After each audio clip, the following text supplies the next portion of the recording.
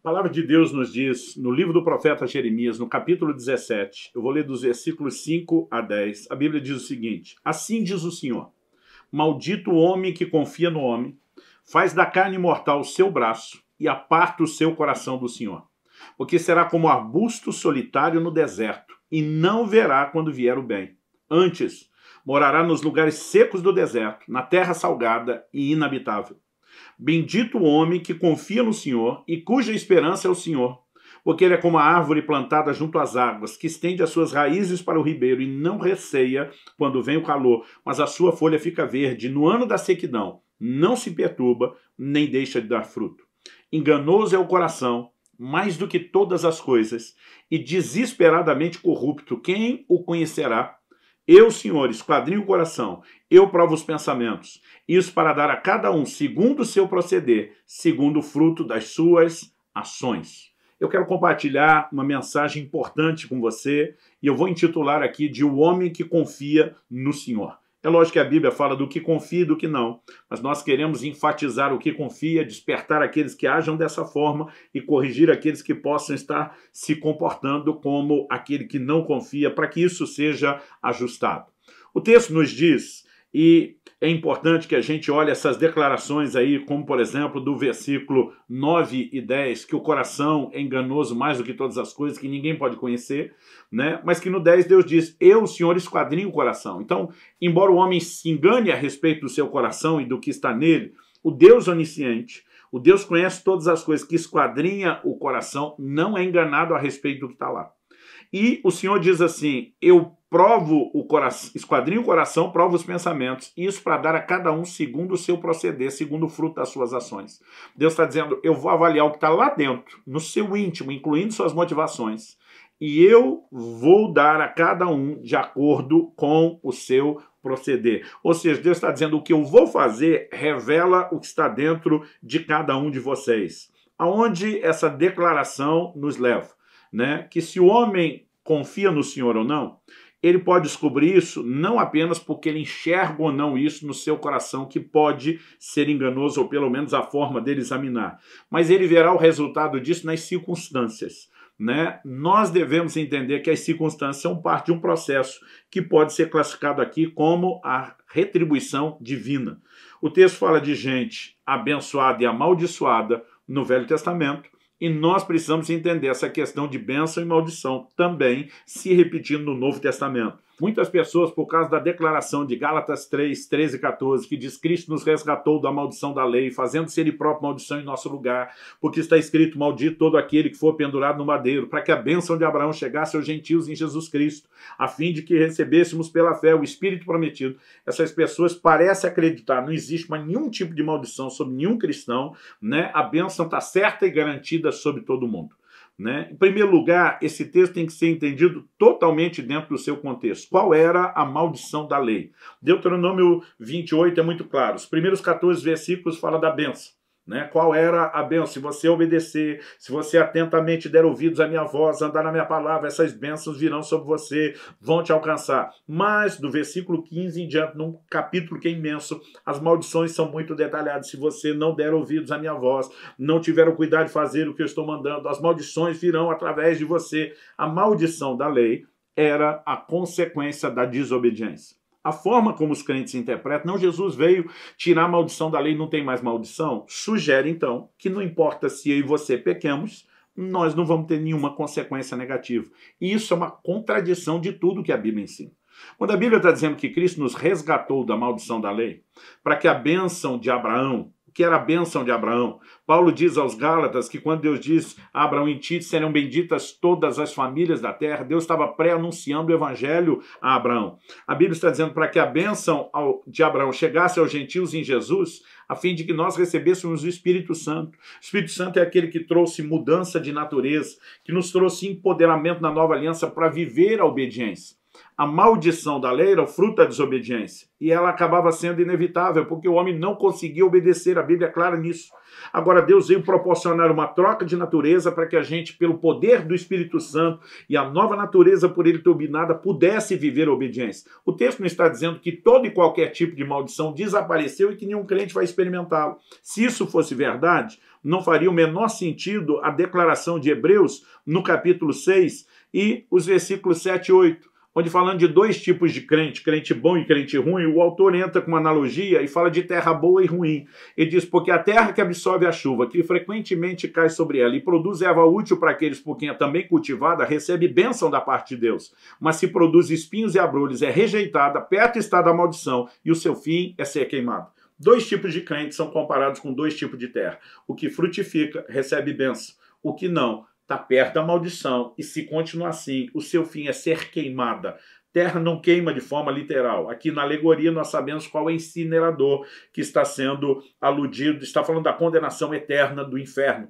Não podemos meramente deduzir. O livro de Apocalipse fala de um dia onde não haverá mais maldição. Até que isso se consume plenamente, nós não podemos supor que não é possível viver dessa forma. Talvez não seja necessário estar debaixo de maldição, mas daí a concluir que não seja possível é completamente equivocado. Então, com isso em mente, eu quero que você faça uma leitura que, apesar de ser de um texto da Velha Aliança, está nos ensinando a respeito da essência da Nova, que é a fé e a confiança em Deus.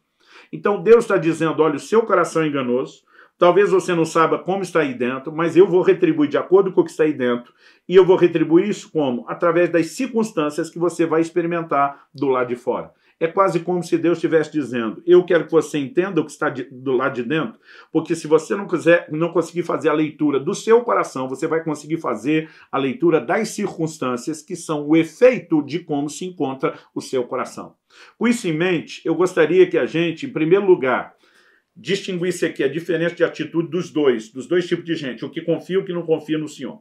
Depois, então, nós vamos falar dos sinais de maldição, em segundo lugar, que acompanha o que não confia, e vamos falar dos sinais de bênção, que acompanha aquele que confia no Senhor. Vamos começar pela diferença de atitude dos dois. O que é apartar o coração do Senhor?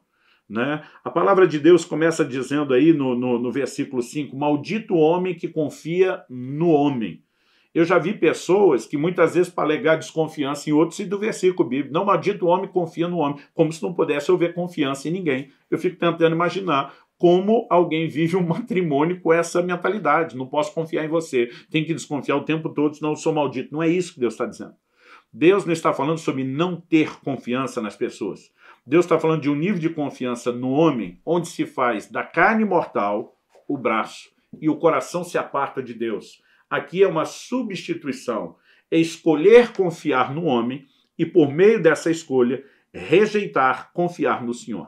Então, o texto não está dizendo que é errado confiar em alguém, nem que é errado aceitar a ajuda de alguém, mas o que o texto está condenando é a troca, é quando nós confiamos em alguém em detrimento da confiança no Senhor. E acredito que é um texto que exemplifica muito bem essa troca errada. Segundo o livro de Crônicas, capítulo 16, versículo 7, diz o seguinte, naquele tempo veio Ananias a Asa, rei de Judá, e lhe disse, porquanto confiaste no rei da Síria, e não confiaste no Senhor teu Deus, o exército do rei da Síria escapou das tuas mãos. Acaso não foram os etíopes e os líbios grande exército, com muitíssimos carros e cavaleiros?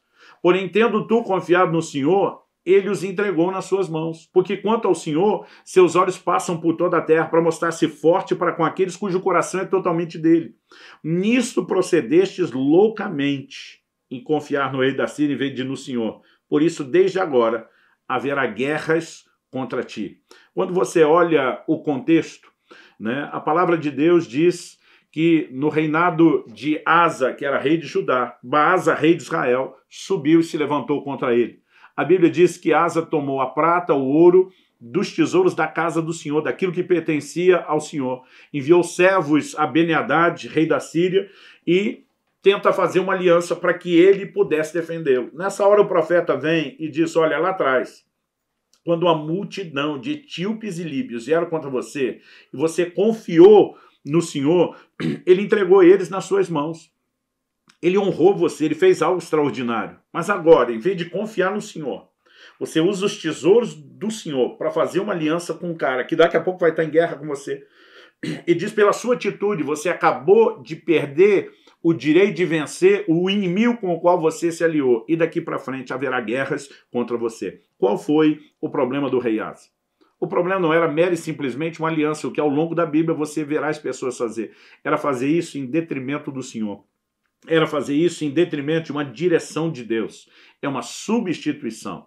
Agora, quando a Bíblia fala a respeito do homem que confia no Senhor, nós também precisamos fazer a leitura correta desse texto. Em Jeremias 17, dessa vez no versículo 7, a Bíblia diz: bendito o homem que confia no Senhor e cuja esperança é o Senhor. A Bíblia está falando de alguém que coloca a sua esperança em Deus. Não significa que essa pessoa não possa ser ajudada por outros, até porque Deus usa pessoas para abençoar. Mas a esperança dele está no Senhor. A esperança dele não está em pessoas. A esperança está no Senhor. Então, é você ter aquele nível de convicção, é saber que mesmo que Deus use um homem para ajudar, isso será o resultado daquela orquestração divina por trás. Quando nós olhamos para a palavra de Deus, nós vemos exemplos como esse.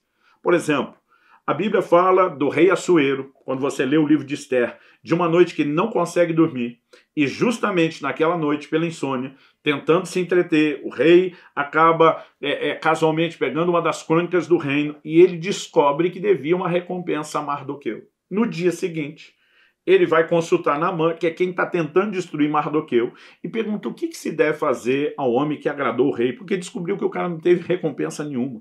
Naamã, achando que era com ele, manda exaltar o camarada, né, pensando que se tratava dele. E daqui a pouco o rei mandou ele fazer isso em relação ao cara que ele queria destruir, que era Mardoqueu.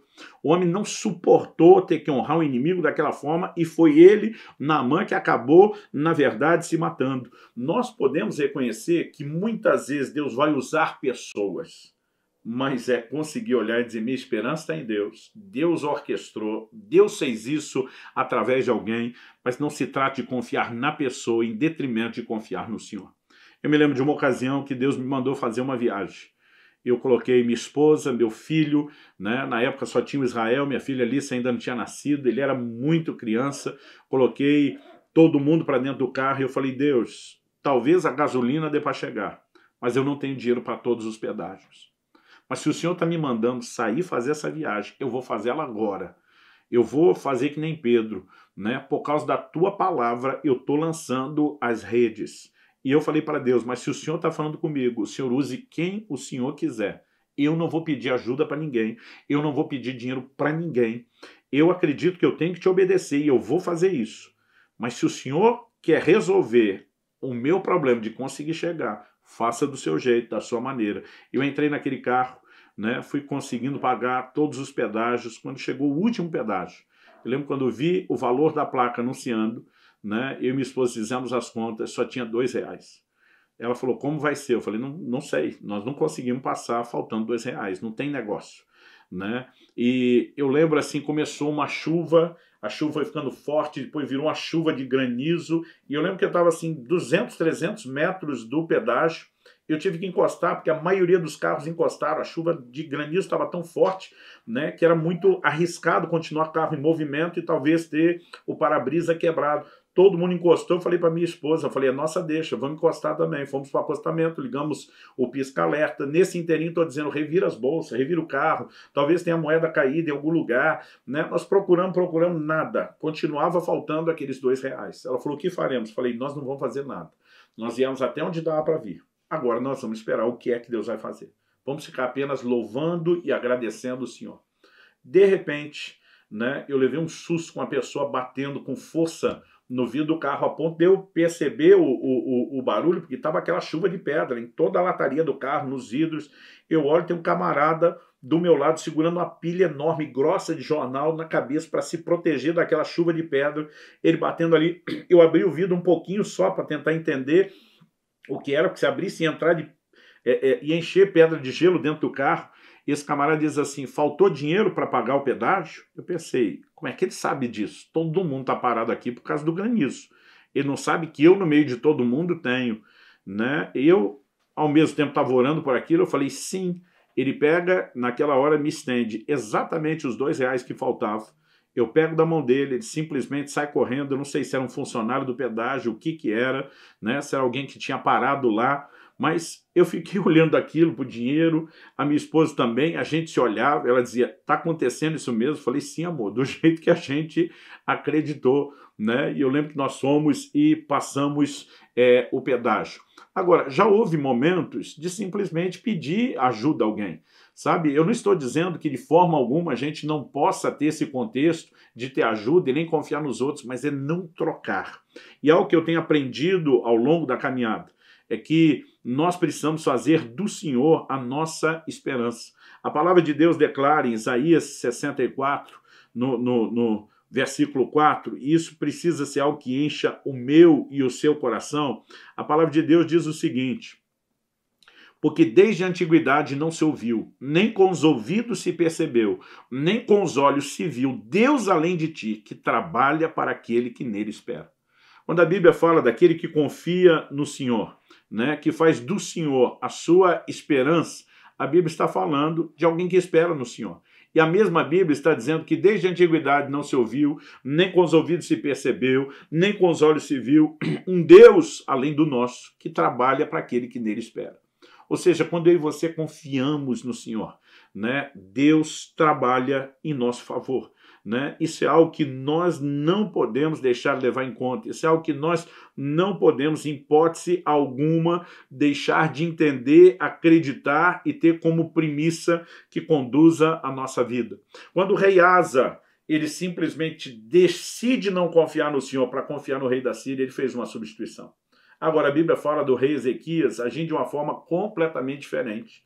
Quando Senaqueribe vem contra ele, né, e faz discursos e ameaças, o posicionamento de Ezequias é o seguinte: ele faz uma declaração assim, sede fortes, eu vou ler 2 Crônicas 32, 7, 8. Ele fala para o povo na porta da cidade: sede fortes e corajosos, não temais nem vos assusteis por causa do rei da Síria, nem por causa de toda a multidão que está com ele. E diz, porque há um conosco maior do que o que está com ele. Com ele está o braço da carne. Em outras palavras, tem muita gente naquele exército, sim, mas ele está sendo ajudado pelos homens. E diz, conosco o Senhor nosso Deus, para nos ajudar e para guerrear nossas guerras. A Bíblia diz, o povo cobrou ânimo com as palavras de Ezequias, rei de Judá. Ele, junto com Isaías, tende a carta de ameaça de Senaqueribe no templo do Senhor. E diz, olha, Senhor, para essas ameaças. Ele está dizendo, nós confiamos no Senhor, nós cremos no Senhor. A Bíblia diz, naquela noite, o Senhor enviou um anjo, um só, no arraial do inimigo, né? E que derrubou mais de 180 mil do exército inimigo. Sabe, nós precisamos entender o poder do que é confiar no Senhor e fazer do Senhor a nossa esperança, mas ao mesmo tempo precisamos entender o impacto e o efeito negativo de não confiarmos no Senhor, né? Nos apartando o coração do Senhor para fazer da carne o nosso braço. Esse é um grande erro. Agora, depois de falar da diferença dos dois, do que confia e do que não confia no Senhor, vamos avaliar os sinais que evidenciam se há ou não confiança. Primeiro, os sinais da maldição na vida do que não confia, e depois vamos ver os sinais da bênção na vida daquele que confia. Então, voltando ao texto de Jeremias, capítulo 17, quando a Bíblia fala a respeito do homem que confia no homem, faz da carne mortal seu braço, aparte seu coração do Senhor, o versículo 6 de Jeremias 17 diz, porque será como arbusto solitário no deserto. Não verá quando vier o bem, antes morará nos lugares secos do deserto, na terra salgada e inabitável. Então vamos fazer aqui uma divisão. Primeiro lugar, será um arbusto solitário no deserto. Segundo lugar, não verá quando vier o bem. Terceiro lugar, morará nos lugares secos do deserto, em terra salgada e inabitável. Vamos olhar cada um desses detalhes. Arbusto solitário no deserto. O senso de solidão, de estar desamparado, sozinho, abandonado, pertence a quem não confia no Senhor. Porque o que confia, ele sabe que não será desamparado por Deus. No Salmo 27, 10, Davi diz, ainda que meu pai e minha mãe me desamparem, o Senhor me acolherá. Isaías 49, né, nos traz uma mensagem tremenda a respeito do compromisso de Deus conosco, do seu amor conosco, a ponto de jamais nos abandonar. E Deus, para falar disso, usa a figura da mãe. Ele diz assim, verso 14, mas Sião diz, o Senhor me desamparou, o Senhor se esqueceu de mim. Na sequência vem a pergunta de Deus, verso 15. Acaso pode uma mulher esquecer-se do filho que ainda mama, de sorte que não se compadeça do filho do seu ventre? Mas ainda que essa viesse a se esquecer dele, eu, todavia, não me esquecerei de ti. Deus está dizendo, olha, assim como a mãe não esquece do filho. Ele falou, apesar que vez ou outra pode aparecer uma mãe desnaturada, Deus está dizendo, eu não me esqueço. Mas qual o contexto dessa afirmação? Deus está dizendo, Sião diz, o Senhor me desamparou, o Senhor se esqueceu de mim. Agora, o que a Bíblia nos mostra é que Deus garantiu estar conosco. Mas quem não confia não consegue ter essa certeza, né? Eu olho para a declaração do livro de Hebreus, e isso tem sido assim muitas vezes a minha fortaleza. Hebreus capítulo 13, versos 5 e 6, né? O final do verso 13 diz, porque ele tem dito, de maneira alguma te deixarei, nunca jamais te abandonarei. Assim afirmemos confiantemente, o Senhor é o meu auxílio, não temerei, que me poderá fazer o homem. Algo interessante é que na metade do verso 5 a Bíblia diz, ele tem dito, vai falar o que Deus falou. O que é que Deus falou? De maneira alguma te deixarei, nunca jamais te abandonarei. Agora, se Deus disse isso, e eu confio no que Deus falou, o que é que eu falo? O verso 6 diz assim, assim afirmemos. Agora vem a nossa confissão em cima da declaração de Deus. Assim afirmemos confiantemente, o Senhor é meu auxílio, não temerei, que me poderá fazer o homem. Porque o que confia no que Deus falou, ele sabe que nunca será desamparado. Mas quem não consegue se mover em fé, o tempo todo está como Sião, dizendo, o Senhor me desamparou, Deus me deixou, Deus me abandonou. Isso é um sinal, né? O senso de arbusto solitário no deserto é um sinal de que não há confiança no coração. A segunda coisa, o texto diz, não verá quando vier o bem. Esse maldito por não crer no Senhor, ele não vê o bem vir, mesmo que o bem venha sobre todos. Por exemplo, Jesus disse que Deus faz sair o sol, cair a chuva, sobre justos e injustos, né? Que nesse sentido Deus não faz a menor diferenciação. Agora, tem gente que a bênção pode estar caindo, ele simplesmente não consegue enxergar. Sabe, é impressionante como muitas vezes o milagre precisa acontecer, é na maneira das pessoas verem. A Bíblia fala de Agar no deserto. Né? Ela vê o filho chorando, ela está preocupada, ela clama ao Senhor. A Bíblia diz que Deus abriu os seus olhos, ela viu uma fonte. Gente, Deus não abriu a fonte estava lá, mas ela não via. Deus teve que abrir os olhos para que ela visse a bênção que ela não conseguia enxergar. Nós precisamos entender que muita gente ela está presa nesse lugar. Um sinal evidente na vida de quem não confia em Deus é a murmuração. O tempo todo ele reclama, tudo parece ruim, até mesmo quando coisas boas acontecem, diferente de quem confia, que está louvando mesmo quando tudo está ruim, né? Porque tudo é uma questão de ótica e perspectiva. Onde não existe confiança, as pessoas não conseguem ver o bem. Quando você olha para aquela geração que saiu do Egito, e Deus o tempo todo fala que eles não entraram na terra prometida por causa da incredulidade. Como se expressava a incredulidade deles? Deus os tira com mão forte, né, com sinais, prodígios e milagres no Egito. Daqui a pouco esse povo está dizendo, não, mas o faraó está vindo atrás da gente, vai nos matar. Deus nos tirou de lá para a gente morrer pela mão dos egípcios depois. Que sentido faz Deus ter feito tudo aquilo para depois aparentemente abandoná-los? Aí Deus vem com livramento, intervém, os egípcios não matam eles coisa nenhuma, mas daqui a pouco eles estão dizendo, Deus... Estão dizendo contra Deus. Não, Deus nos tirou do Egito para nos matar, não pela mão dos egípcios, mas para nos matar de fome. Aí Deus envia o maná e diz que é nada, estou com vocês, vou cuidar de vocês. Chega em Refidim, eles mudam o discurso. Não, Deus nos tirou do Egito, não foi para matar pela mão dos egípcios, nem de fome, mas de sede. Deus saía a água da rocha e diz que é nada, eu estou com vocês. Mas quando chega no limiar da terra prometida, Deus nos tirou do Egito para nos fazer morrer pela mão dos amorreus, dos cananeus. Ou seja, não importa o que Deus fizesse, ele estava o tempo todo murmurando, a ponto do Novo Testamento nos desafiar a não murmurar como eles murmuraram, porque eles são o puro exemplo da desconfiança, aquele tipo de gente que não vê vir o bem. Agora, tem gente que ou não enxerga, ou até vê no sentido de presenciar os outros, mas não desfruta. Um exemplo que para mim fala muito forte acerca disso está em 2 Reis, capítulo 7, versículos 1 e 2. O texto diz assim, então disse Eliseu, ouvi a palavra do Senhor. Assim diz o Senhor, amanhã, a estas horas mais ou menos, dar-se-á um alqueire de flor de farinha por um ciclo e 2 de cevada por um ciclo à porta de Samaria. Eles estavam sitiados pelo inimigo, a situação estava feia, terrível, né?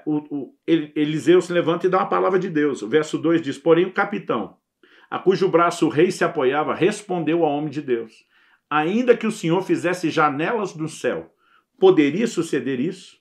Disse o profeta, que Eliseu dá réplica na hora: eis que tu verás com seus olhos, porém disso não comerás. Ele está dizendo, você até vai ver, mas não vai desfrutar. O verso 16 diz o seguinte, né, que alguns leprosos estavam do lado de fora, descobriram, né, que os sírios, o inimigo, abandonou, largou todo o acampamento, roupa, arma, todo mundo tinha fugido, ninguém sabia o que aconteceu. O verso 16 diz, então saiu o povo e saqueou o arraial dos sírios. Assim se vendia um alqueire de flor de farinha por 1 siclo e 2 de cevada por 1 siclo, segundo a palavra do Senhor. Mas o verso 17 diz, dera o rei a guarda da porta ao capitão, em cujo braço se apoiaram.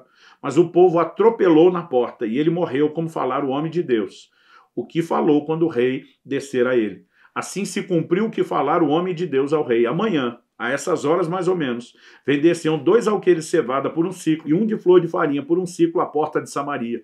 Aquele capitão respondeu ao homem de Deus, ainda que o Senhor fizesse janelas no céu, poderia suceder isso segundo essa palavra? E disseram o profeta, eis que tu verás com os teus olhos, porém disso não comerás. E assim lhe sucedeu, porque o povo atropelou na porta e ele morreu.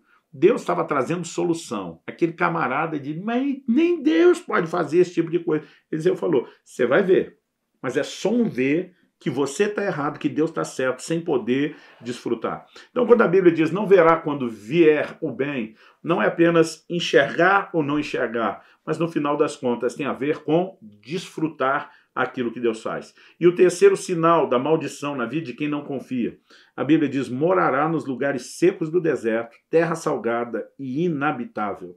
Esse é o tipo de pessoa que não tem raízes em Deus e que, portanto, se definha emocionalmente e espiritualmente. Daqui a pouco, né, nós vamos falar dos sinais da bênção. Um deles é que é como árvore plantada junto ao ribeiro, cujas raízes, né, se estendem para a água, e essa é a grande diferença entre o que mora perto do ribeiro, né, e o que mora nos lugares desertos, em terra salgada, inabitável.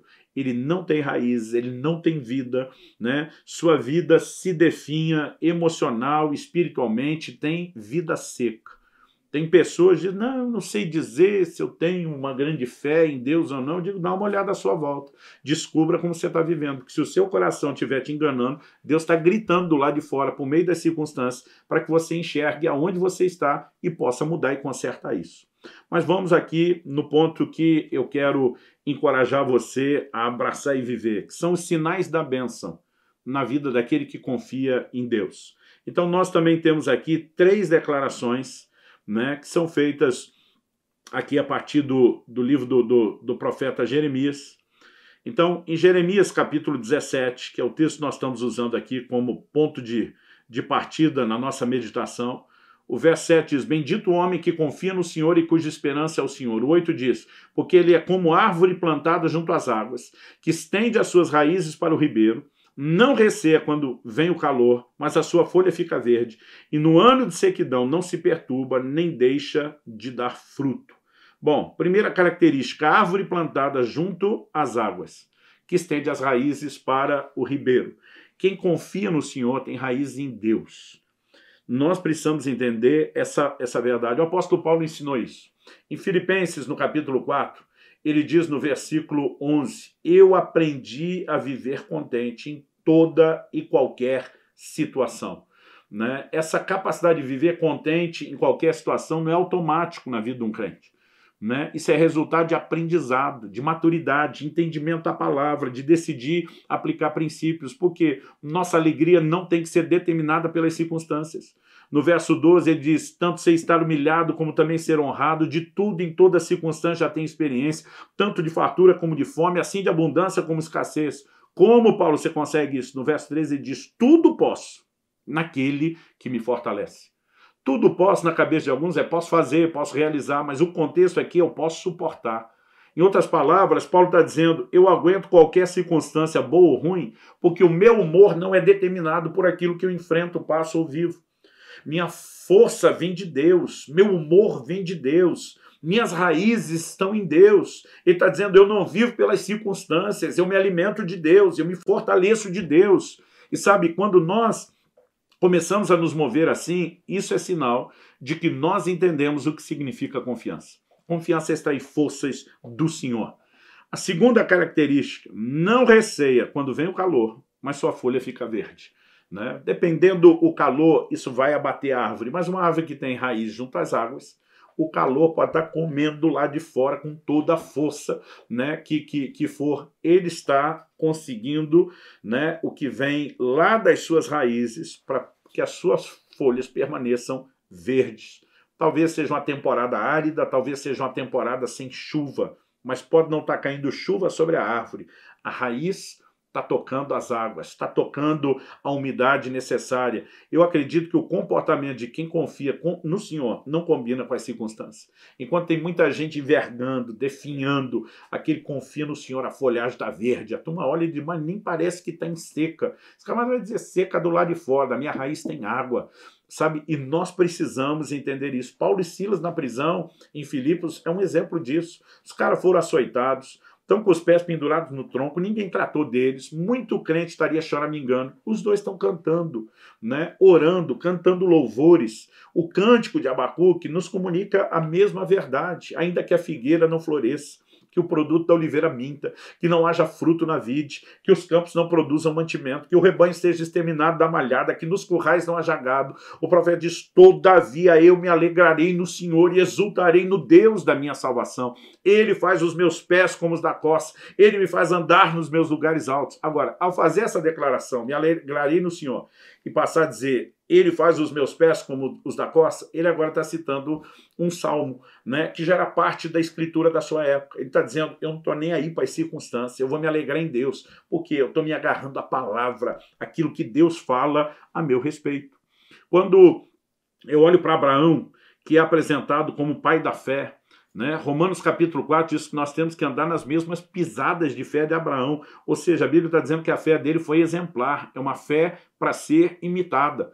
A Bíblia nos apresenta um comportamento de gente, né, cujas folhas estavam verdes, independente do quão árida a coisa tivesse do lado de fora. Em Romanos, no capítulo 4, a Bíblia diz dos versos 9 a 21 sobre Abraão, e sem enfraquecer na fé, embora levasse em conta o seu próprio corpo amortecido, sendo já de 100 anos, e a idade avançada de Sara, não duvidou por incredulidade da promessa de Deus, mas pela fé se fortaleceu, dando glória a Deus, estando plenamente convicto de que ele era poderoso para cumprir o que prometeram. A fé se agarra na palavra de Deus, nas promessas de Deus. O camarada sabia que o seu corpo não dava conta de viver o que Deus prometeu, mas a Bíblia diz que não enfraqueceu na fé. Ele se fortaleceu como? Dando glória a Deus, dando glória a Deus. Quando eu e você começamos a exaltar e adorar a Deus, nós precisamos entender o impacto que isso tem sobre a nossa fé, porque quem fica olhando só para o problema tem a fé enfraquecida, né? Tem gente que o tempo todo fica falando do tamanho do seu problema para Deus. Eu já vi gente dizendo, fale do tamanho de Deus para o seu problema. É uma boa inversão. Quando nós começamos a enxergar o tamanho de Deus, dar glória a Deus, saber quem Ele é poderoso para cumprir a promessa, além de não duvidar, nossa fé se fortalece, né? E alimenta-se uma convicção daquilo que Deus pode fazer, a ponto de vivermos intervenções sobrenaturais. Eu tenho encontrado, ao longo da minha caminhada, homens de Deus, têm enfrentado circunstâncias que muitos teriam sucumbido.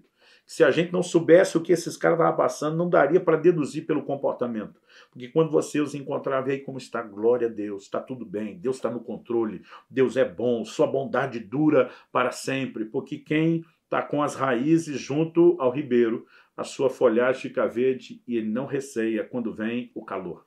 Em último lugar, a última característica do sinal da bênção. A Bíblia diz, no ano da sequidão, não se perturba e nem deixa de dar fruto. Aqui nós temos um comportamento duplo, né? Aquele tempo da seca mesmo. Agora está indo além do calor, não está chovendo. Ele nem se incomoda com isso. E também não deixa de dar fruto. O abençoado, o bendito, ele não é abalado pelo mal, ainda que esse venha sobre todos. Eu gosto de dizer que o diabo também não faz acepção de pessoas, né? Nós muitas vezes deixamos de levar em conta, né, que embora Deus não faça acepção de pessoas, o inimigo também não, ele quer destruir todo mundo, né? Nós precisamos entender que existe alguns tipos de problema que vão vir sobre todo mundo. Agora, como nós reagimos é que vai fazer toda a diferença. Então, em Lucas capítulo 6, do 46 ao 49, Jesus diz, por que me chamais Senhor, Senhor, e não fazeis o que vos mando? Todo aquele que vem a mim, ouve as minhas palavras e as pratica, Eu vos mostrarei a quem é semelhante. É semelhante a um homem que, edificando uma casa, cavou, abriu profunda vala, lançou alicerce sobre a rocha, e vindo a enchente, arrojou-se o rio contra aquela casa e não a pôde abalar, por ter sido bem construído. Mas o que ouve e não pratica é semelhante a um homem que edificou uma casa sobre a terra, sem alicerces. Arrojando-se o rio contra ela, logo desabou, e aconteceu que foi grande a ruína daquela casa. Né? A palavra de Deus, ela usa exatamente as mesmas expressões para os dois construtores. Né? A Bíblia diz, né, que veio a enchente, as águas bateram contra a casa que foi construída na rocha, mas não puderam abalar. Quando fala da outra, sem alicerce, a Bíblia diz, veio a enchente, as águas bateram contra ela e ela caiu. Algo que eu já entendi, chuva e enchente vem sobre todo mundo, mas só cai a casa de quem não estabelece alicerces. Nós precisamos compreender essa diferenciação. Né? Tem pessoas que constroem de tal maneira, edificam de tal forma a sua vida para enfrentar qualquer tipo de adversidade e não sucumbir diante dela. No ano da sequidão, não se perturba. Ele sabe que vai enfrentar. Ele não fica esperando essa situação chegar para simplesmente desanimar, dizer, não tem jeito, dessa forma não dá. Não, não, não, não. Ele está pronto para isso. Né? Ele tem uma atitude interior dizendo, não vai me abater, não vai me derrubar. Ele não apenas não se perturba, como segue dando fruto. A Bíblia diz que Jó e a sua esposa enfrentaram as mesmas circunstâncias, viveram as mesmas perdas. Mas enquanto a mulher de Jó está dizendo, amaldiçoa seu Deus e morre, Jó vira para ela e diz, você fala como uma louca. Esse camarada diz, eu sei que o meu Redentor vive, que ele vai se levantar sobre a terra. Uma desistiu, sucumbiu diante do que enfrentou. Outra está dizendo, nada disso vai me derrubar. Bendito seja o nome do Senhor. Deus vai mudar a nossa história. Isso tem a ver com o quê? A nossa capacidade de reação. Eu gosto de dizer que alguns, eles reagem diante da resistência do vento de forma diferente. Um carro de corrida usa um aerofólio para usar a resistência do vento e ficar colado no chão, não descolar do chão. O avião usa asa para usar a mesma resistência do vento, mas levantar voo. Diante da mesma resistência, você pode deixar que isso te mantenha grudado no chão ou que te faça levantar voo. Tudo depende da nossa atitude. E aqui a Bíblia está falando a respeito de uma atitude de confiança, né? Ou da falta dela. Então, a minha pergunta para concluirmos é, quem é você? Nessa história, quem é você? Você é o abençoado, o bendito? Ou é o amaldiçoado, o maldito? Né? É só você olhar os sinais. Se pelo seu coração você acha que ele está sendo enganoso, você não está conseguindo descobrir, dá uma olhada em volta. Se você sente um arbusto solitário no deserto, que não vê quando vem o bem, que se sente morando nos lugares secos no deserto, terra salgada, inabitável, está na hora de checar o nível da sua confiança em Deus. Mas se você se sente como árvore plantada junto às águas, que está estendendo as raízes para o ribeiro, que não resseca quando vem o calor, mas a folha permanece verde, que no ano da sequidão não se perturba, nem deixa de dar fruto, você tem uma grande evidência de que colocou a sua confiança no Senhor. Se você escolheu confiar no Senhor, siga dessa forma. Né? Saiba que a fé tem que ser guardada. A Bíblia diz que nós temos que guardar firme até o fim a confiança que desde o princípio tivemos. Então não se orgulhe de estar com a fé em dia, apenas cuide para que ela siga dessa forma. Se você olhar para você, descobrir, pastor, tomar para o lado que não confia do que confia, entenda que o propósito dessa mensagem não é te apontar o dedo nem jogar pedra em você. É te ajudar a mudar o jogo, é te ajudar a reverter a situação, a virar a mesa e dizer, né, dentro de você, gerar indignação em você, nem a pau que com toda essa circunstância do lado de fora, Deus tentando avisar que está faltando confiança do lado de dentro, que eu vou permanecer quieto ou indiferente. Então, o meu propósito é te ajudar. Não é fazer você ficar se questionando que tipo de crente sou eu, que cheguei nesse ponto, né? Chega de toda a lamentação que você passou, de sentir abuso solitário, de não ter visto o bem quando ele vem, é hora de mudar o jogo. Então dizer, então eu vou mudar a minha condição, eu vou confiar no Senhor, eu vou realmente alimentar minha fé por meio da palavra de Deus, que é o alimento da fé, eu vou me expor mais a esse ambiente onde a fé possa crescer e eu possa ter uma atitude diferente e você pode ir lutando, escrever uma nova história. Porque a soma das suas atitudes com as circunstâncias à sua volta estão tentando te mostrar uma verdade. Mas você pode mudar, tanto suas atitudes como as circunstâncias do lado de fora, quando decide confiar no Senhor. Então que você possa decidir ser o homem que confia no Senhor. O homem aqui é o termo genérico por ser humano. Quer você seja, né, o homem ou a mulher, que você possa decidir ser aquele que confia no Senhor. Né? Isso é tremendamente gratificante, não só pelo que nós experimentamos de Deus enquanto estamos aqui em vida, mas pela certeza do que nos aguarda lá nos céus. Né? Nós precisamos ter uma fé firme que suporte tudo aqui nessa terra, para não comprometer a herança que nos está reservada nos céus. Mas ao mesmo tempo precisamos dessa confiança não só para sobreviver, né? Mas para encarar tudo que precisamos, também vendo intervenções poderosas de Deus. Às vezes é Deus mudando as circunstâncias, às vezes Ele nos fortalecendo em meio às circunstâncias, mas é ter a mão do Senhor sobre as nossas vidas. Que o Senhor possa usar essa palavra, né? E que o Espírito Santo, de uma forma personalizada, possa expor o que talvez o coração enganoso não pôde mostrar, aonde você está. E que isso seja o fator decisivo, né, que te leve a uma decisão de como as coisas serão daqui para frente. Se já está confiando no Senhor, que confie cada vez mais. Se não, que você passe a crescer e confiar no Senhor. Que Deus te abençoe. Que o Espírito Santo use essa palavra para despertar o seu coração. E meu conselho, tão logo essa mensagem termine, tire o seu tempo de oração com Deus. Né? Muito mais do que eu fazer a minha oração por você. Eu quero que você tire o seu tempo de oração com Deus. Né? O tempo que você sentir que for necessário para que essas verdades sejam trabalhadas dentro de você.